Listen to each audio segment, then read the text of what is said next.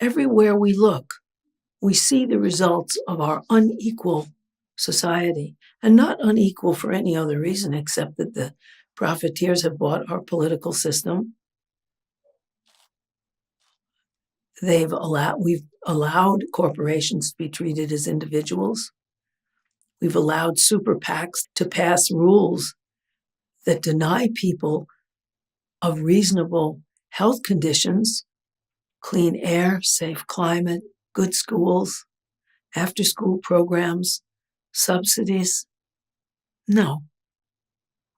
And in that way, we are very backward compared to other developed countries, even other countries which are challenged and have just as diverse a population, like France, has free after-school programs for elementary kids, heavily subsidized summer programs, daycare, infant care, universal education at 3 years old, elder care, medical care, education up to through university, which is free.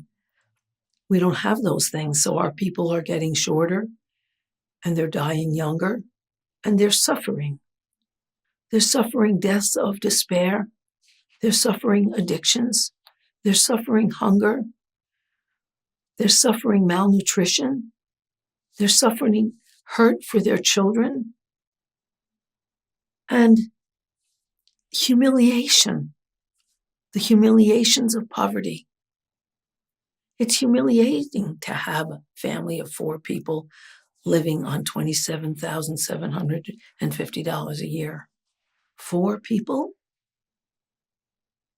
That doesn't work. It's humiliating to have to tell your kids, no, you can't have that, which you see on television and which some of the other kids have who are more popular than you, because we can't afford it. And in our society, if you don't have money, they blame you. It's as if it's your bad decisions. Well, it may be a lot of things. Maybe you're an immigrant and didn't have those opportunities. Maybe you're a Native American who has the fewest opportunities of all and are the poorest people of all. Maybe you're an African American living in a crowded slum who gets many fewer opportunities. When they get opportunities, is often facing discrimination. Most poor people in the United States are white. Maybe you're a white poor person who didn't get a proper education, who was hungry, who was not living in clean, healthful conditions, who wasn't getting the basics that we need to stay alive, which is healthy food, clean water, clean air, some exercise place, some outdoor space, heat and cold regulation, rest and restorative sleep. None of those things. And the problem is, a lot of America seems to call you a loser because of those things, as if there's something inferior about you, even though right now you're the majority of Americans. Now, what can we do about it? That's very important to know. This country has had more union organization in the past year than it had for 50 years. And that is the way change can be made here.